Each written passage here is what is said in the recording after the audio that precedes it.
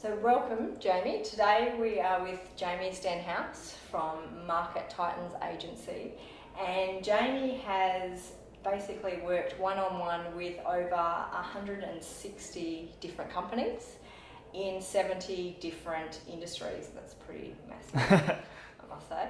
And so, Jamie, what exactly do you do? I help to generate clients online for our clients. So if that be through email marketing, advertising, it depends on which platforms the client is on and who the client wants to reach. But primarily it's to help them to generate more clients online. So Jamie, who is it that who do you help in your industry? There's a few different types of people that I can help out. The first is the entrepreneur who wants to learn how to do it and who can't afford a team, so they want to learn it all, and I do training courses and events for them. And then there's the larger companies who don't have the time but have the team to really implement it. So I deploy campaigns inside their companies that really try to work hands-free for the client, so that they don't have to put any time or any extra energy into it as well. So as long as the client achieves the outcome, then that's all fine. And generally, what outcome are your clients looking for? Profit on the invoice that they pay me for. So that usually comes through as either prospects for them to close or as clients directly online. And how do you describe yourself in the industry?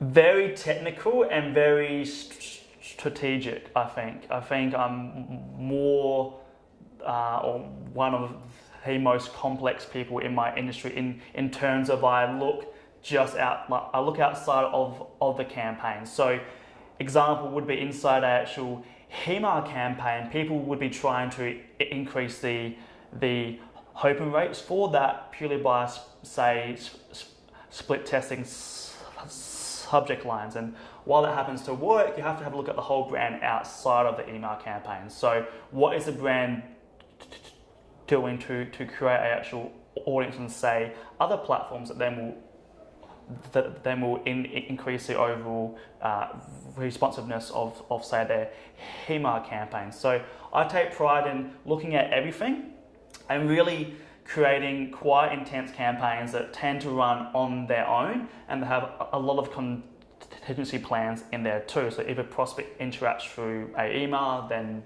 this happens. If they click on a blog article, then it triggers a actual SMS campaign. So there's lots of complex campaigns that I like to create and I like to really overlap through all of my projects. So I am quite complex, but I find that's the most profitable approach because you don't have to rely on everything to work instantly. You're able just to put campaign after campaign after campaign in order to achieve the outcome. So what is it that really makes you unique from the other people who are in your industry? I think my skill set is high, but I don't think that's what it is. I think it's how I came to acquire that sort of skill set. So I learned this because I had to, not because I chose to, right? And because of that, I learned it from a different point of view as opposed to doing some course or doing anything else like that. And just having that history of just doing this in different industries again and again and again, you kind of get used to the process, you can get quicker at it, you can kind of improve at it as well. And I'm not looking at what other people are teaching, I'm looking at what other people are actually implementing, and then I always try to improve on that. So I pride myself on just being able to look at things from a different point of view and take what I've learned from the past 8 years and really apply it to my clients I have now. So what is it that you said that you had to do this as opposed from learning it and then just doing it?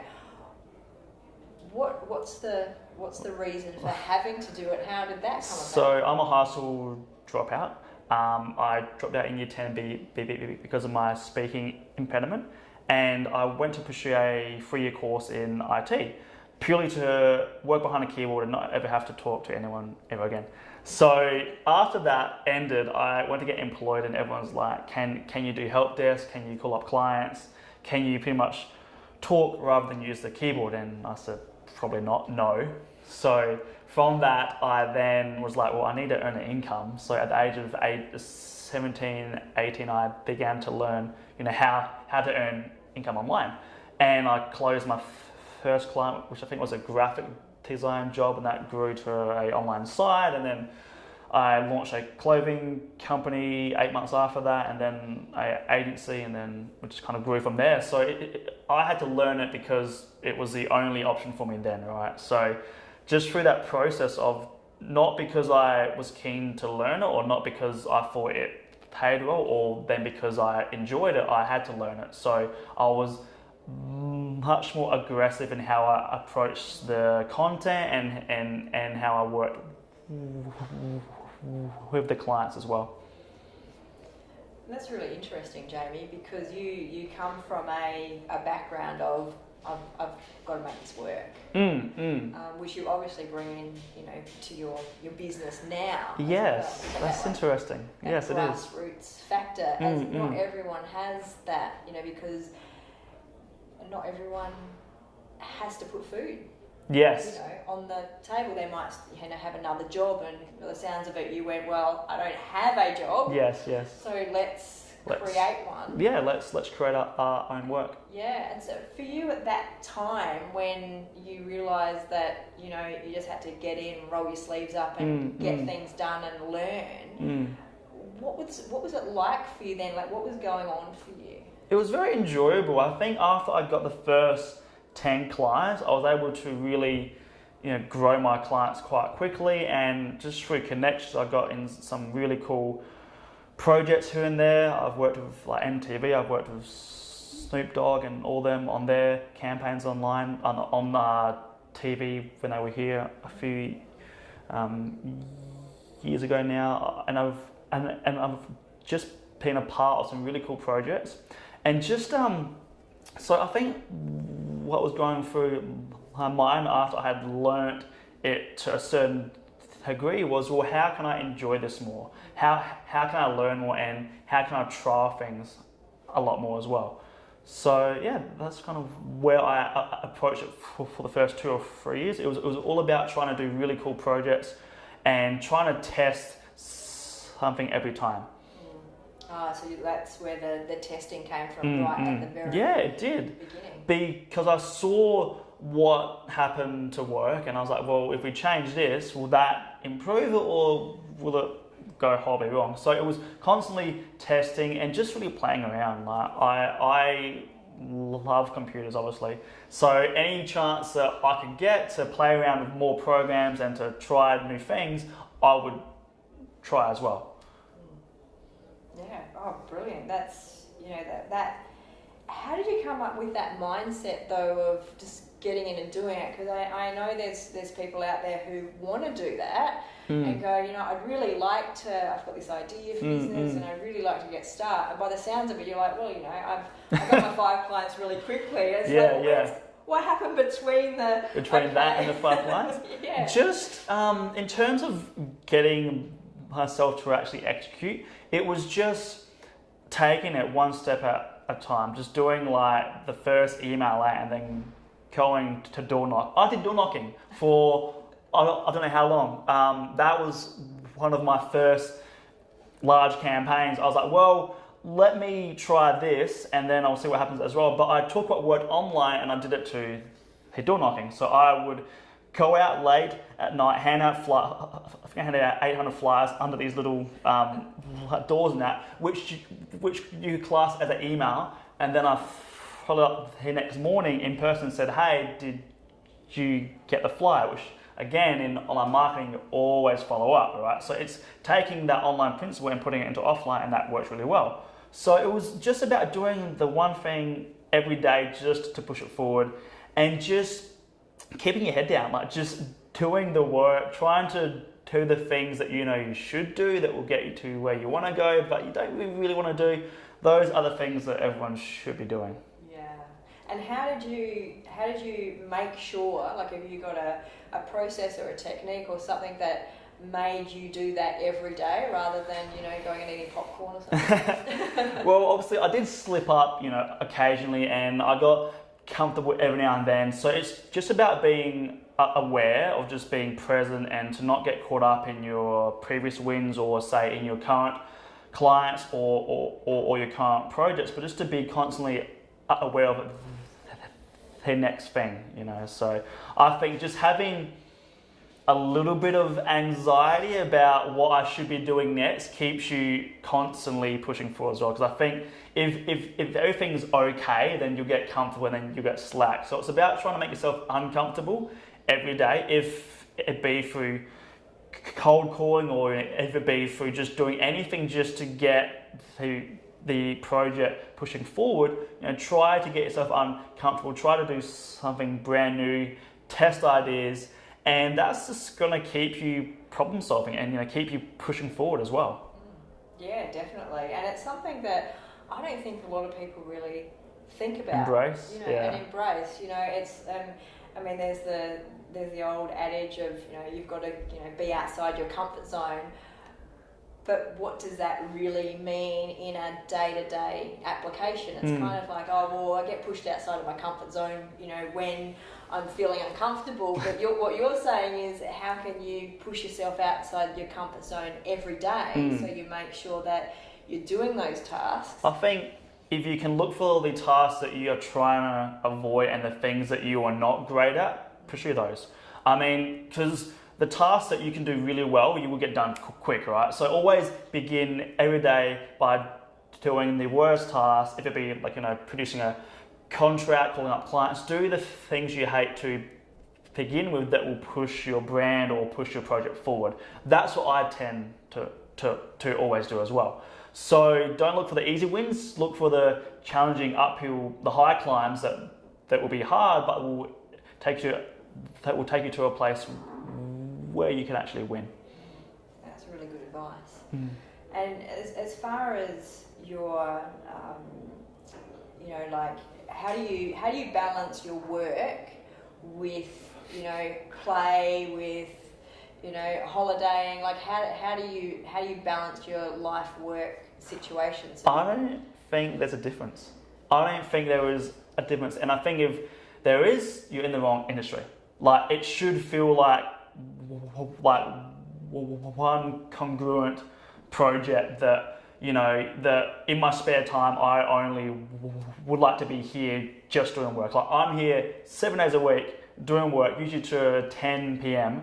not because I have to, well, I have to because I've put things in place that now have to actually complete, but because I enjoy it. And you know, if I'm on a plane, I'm doing work. Actually, on the last flight I had overseas, 14-hour flight, I closed a client on Skype on the in-flight internet, and my client's like, "Where are you?" I was like, "I'm on a plane," and like, it was just such a cool experience to like have that as well. But just, I don't think there's any there shouldn't be a difference between play and work. You know, I think you should always be progressing forward, and the actual essence of that is work, you know. So I mean, other than this, I'm either at the gym or I'm reading books, which I class as work, because, you know, it's all pushing you forward as well. And the term like of doing the work gets such a bad rep, and I think it's a beautiful thing just to get fully engaged in your work and lose yourself in it for days on end, for days.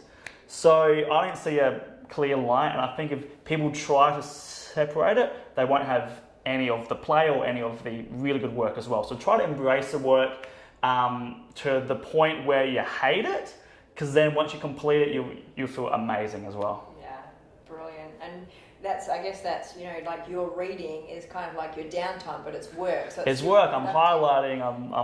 I'm tearing out pages, which authors freak out about. Like, don't tear that page. It's a good page. So, you know, it's kind of like, if I do have playtime, how can I help it to push my whole life forward as well? Yeah. So you've got that whole mindset of going forward, pushing. Everything matters. Everything matters. Every little hour, every little thing you do, everything matters. People think it only happens to count inside, the 8 to 4 p.m. Everything you do always matters. So that's something that I truly embrace as well. Yeah, and it's a philosophy that I guess you learned because, well, have you ever had a 9-to-5 job? I used to work in a warehouse as a teenager that was from, I think, 8 to 12. And that was like 3-4 hours, maybe twice a week. And that was because, I don't know, because I had friends who worked there, that's right. And I was like, yeah, I'll come join for, a few shifts, whatever. So that was my last full-time kind of like job, I guess. So that was when I was 15, 16, 17, I think, as well. Yeah. Yeah, it's got you in good stead for, the work that you do now, which is really, I kind of don't want to call it work for you because I love the word work. I think it's good. Yeah, it's a lifestyle for you, isn't it? It is. Yeah. I mean, I don't think I would take time off. I think I would go crazy if I would to take off too much time. But yeah, it is a lifestyle of just constant progression, and I think people need to embrace that. I think the more they avoid work, obviously the harder it does get because they're not used to doing it, and then they begin doing things haphazardly that they don't enjoy to earn cash, and it just spirals out of control where if they just did the work that like really mattered, they wouldn't be in that place. So yeah, it's perfect advice. Like it really is, and and I can sense your passion with it, because I would imagine that because the word work has got, because of the 9-to-5, it's got a bad rap over the years, as you're bringing it back and going, no, like embrace it. And if you have any problems in life with anything, doing the work, if it be in your health, if it be with your kids, education, like trying to approach it head on will just correct it eventually. Rather than trying to avoid the problem or trying to take off some time to let the problem correct itself. No, get into the problem and try to problem solve and put in the work into any area of life, and it will eventually correct itself. Yeah, that is true. It's sort of like the laws of nature, really, isn't it? Yeah, and I mean, and I know you travel as well. Like you were traveling for the last 3 months. months.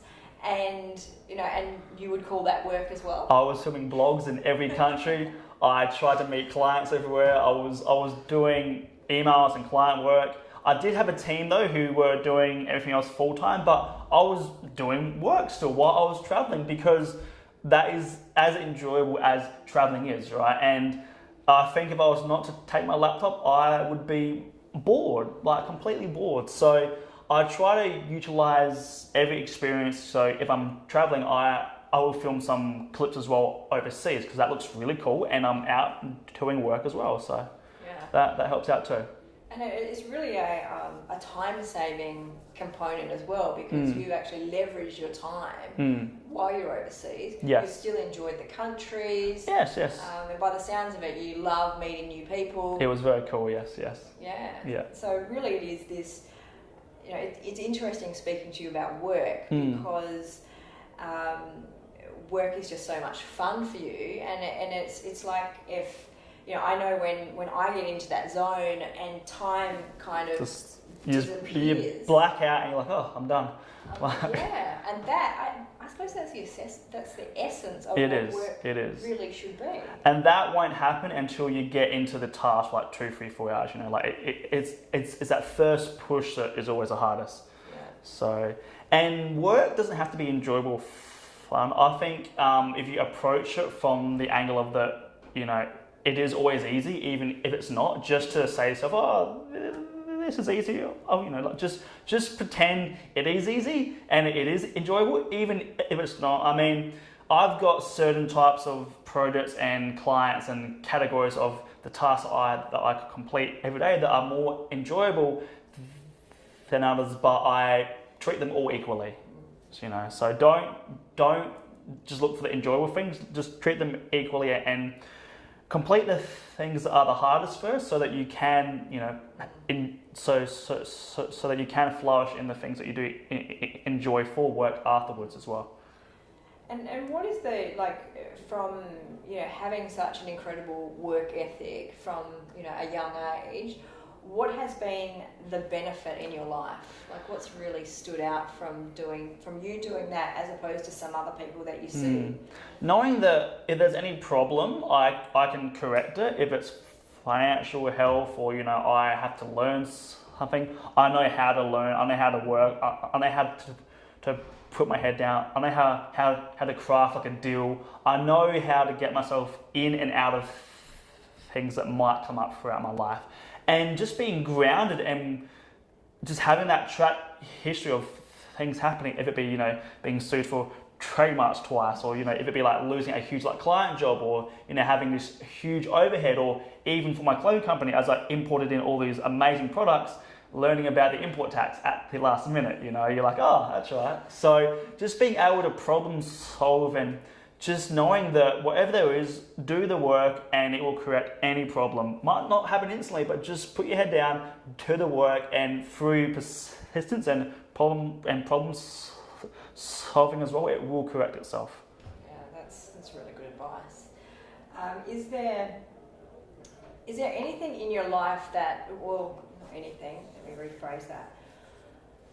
What's been your biggest struggle in your life? I think in my own life, and I think people playing at a higher level would also agree as well, and that's not aiming high enough and not executing high enough, because there's always a next level, right? Like, if I have a downtime for 2 or 3 minutes, I should be making cold calls. Like, there's always that extra that you can put in, and being aware of that, and sometimes not being able to do it because I'm a little bit tired or I'm preoccupied, that's what hurts me the most. Like, to not do what the future me should be doing. So if I hit all of my goals and all of my outcomes, what would I have to be doing today to end up as that person? And being aware that there's a few outcomes that I should be doing constantly to that. That's what I wish I could do, is that just execute more and quicker and higher. So I think everyone has that. I think they always want to become the person that they intended to be, and it's just about closing that bridge more and more. So if I could, I would close that quicker and more often, So it's kind of like it's like those small choices every day. Like, do you eat clean today, or do you head outside and grab something from town? I bring all of my clean food in the fridge, so it's all done, organised, and so it's like every little thing has an impact. So just being aware of that and how you utilise your time and your actual energy as well is where I think I could improve more on, but constantly improve. Right, it's never a complete task.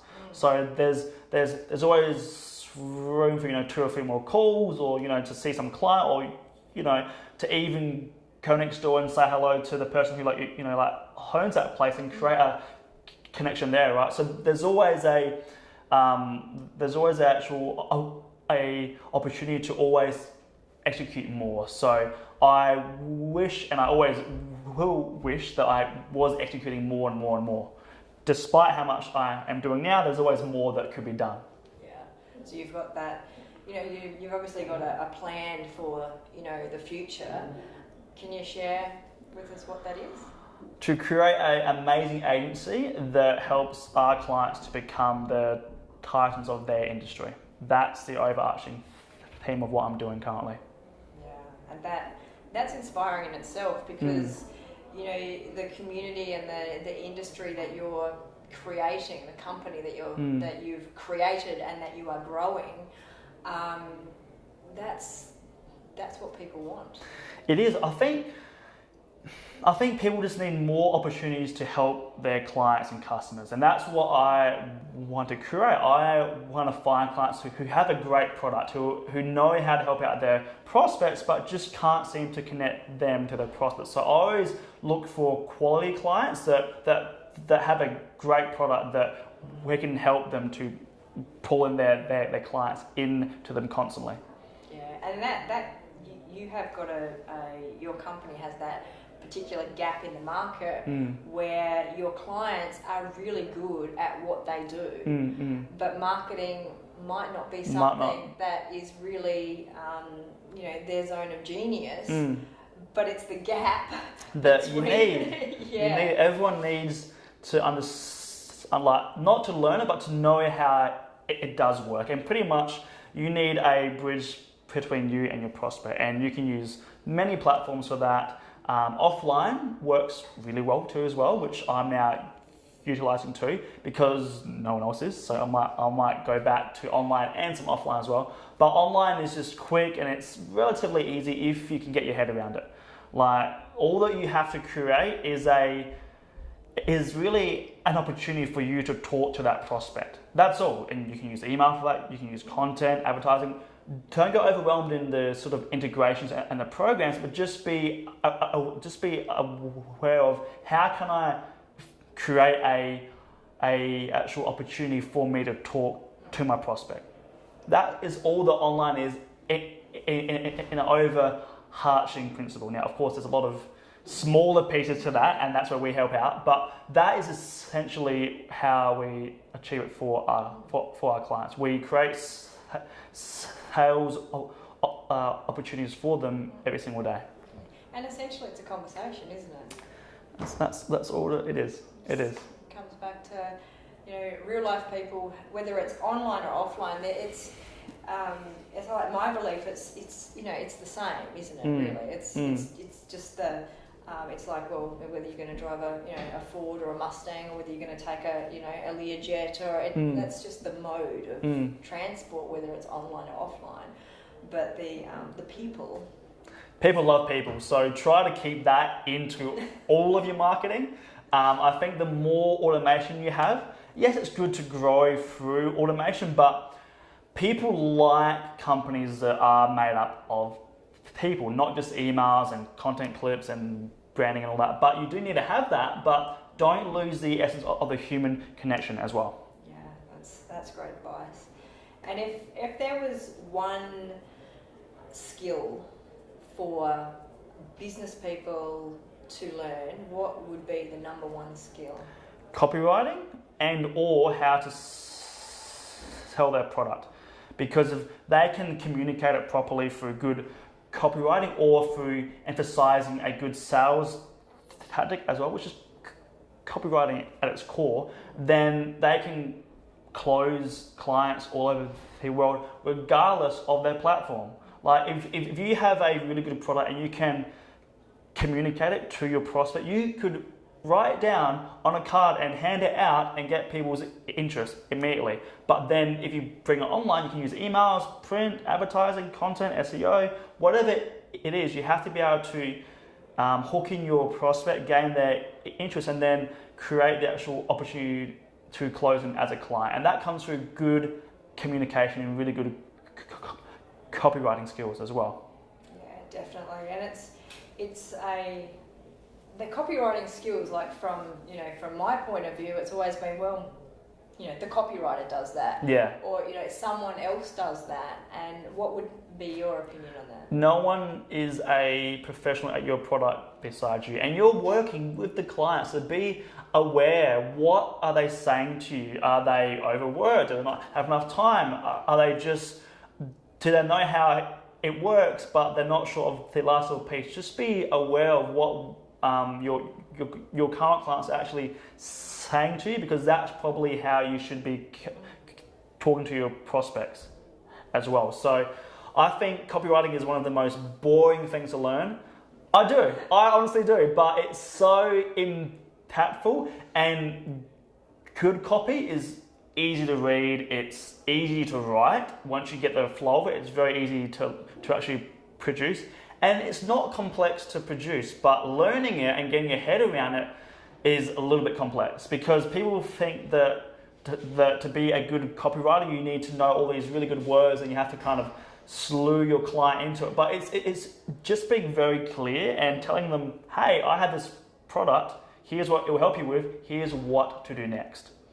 That's it, really. That's the essence of all good copywriting. Yeah, that that clarity. Because I mean, I know I've read things before. I'm like, you don't know what's going on. I don't know what's going on. I don't know, like, and I've seen something out the corner of my eye, and that was I haven't even finished it. Yeah. Because we've got a lot of. We've got a lot now. Now, so you need to keep it short and easy for your clients. Pretty much through all campaigns, ensure it's easy for someone to hand you money. That's what it should be, right? Like people, like if you have a online product and you're driving traffic to a email list, that's great, but enable them to skip the email list. Do you have a phone number? Maybe they just need help right now.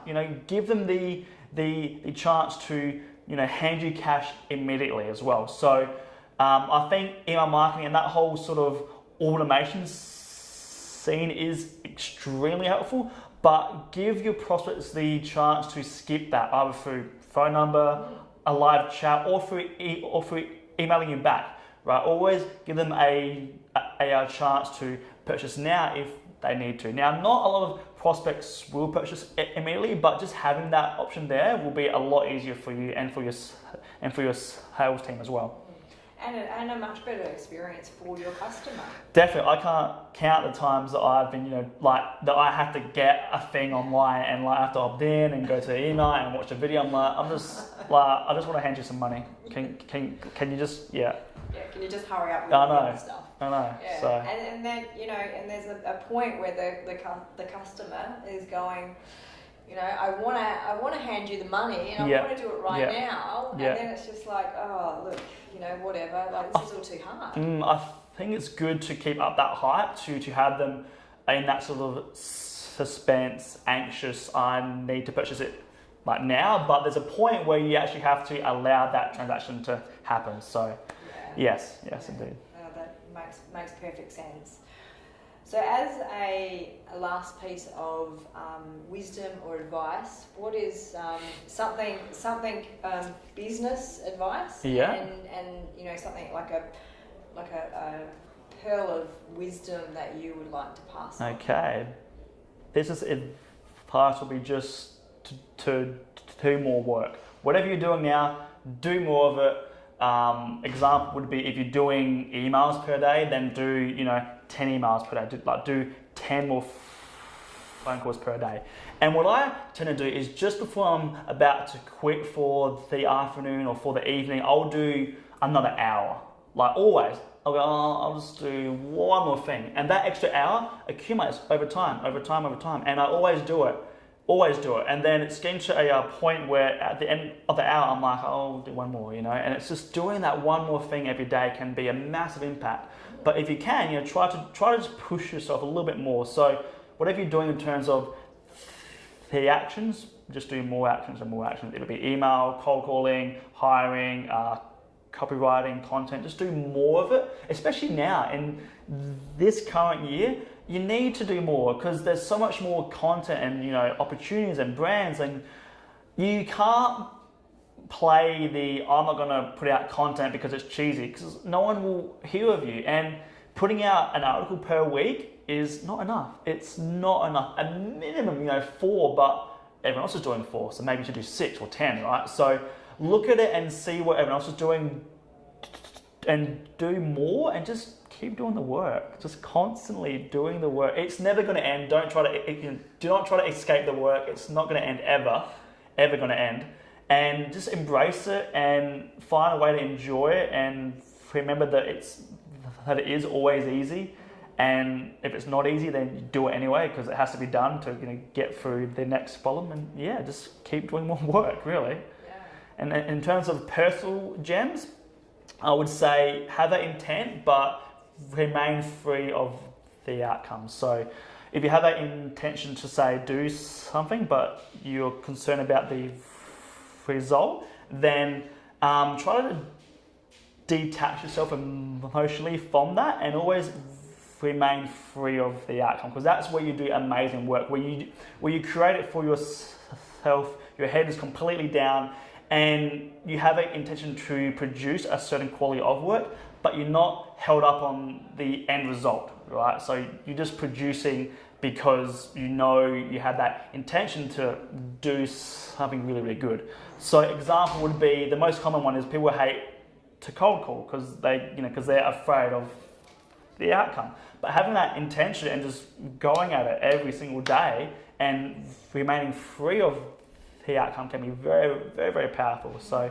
intention with freedom of outcome is something I embrace a lot of through every area of life. If I'm learning a new skill, if I'm doing client work, I have an intention and I'm kind of push for that. But if I achieve it or if I do not achieve it, it doesn't matter. Right? Nothing is a big deal. Which doesn't mean you shouldn't try, but had that strong intent. But yeah, keep free of the outcome as well. And that really leads to fulfillment, doesn't it? It does. Because you're on your own terms and you're following your intention. You are doing the thing that you know you should do, but that you do not want to do because of whatever reason, right? So. Yeah, it's a very good advice, and stick to. Your plan. There's so many other. It's like someone will come along and go, try this or try that or do this or do that. But having kind of like that center flagpole where you know who you are and what you're trying to aim towards as well. Because then you can filter out whose advice to take as well. I mean, I've taken advice I probably shouldn't have, but then I've also taken advice that I wouldn't usually take, but I've gone to look more into it and found that it is actually really good advice as well. So always be open to it, but have a filter as well for what you take on board, and then there's everything else as well. Because there's a lot of noise. And it's only going to get worse, so keep that in mind. Yeah, which means that looking to how can you stand out from your own industry, and I believe the best way is to be yourself and agreed. Follow your path, and 100%. Yeah. Well, thank you very much, Jamie. Thank you for having me. I appreciate it. My pleasure.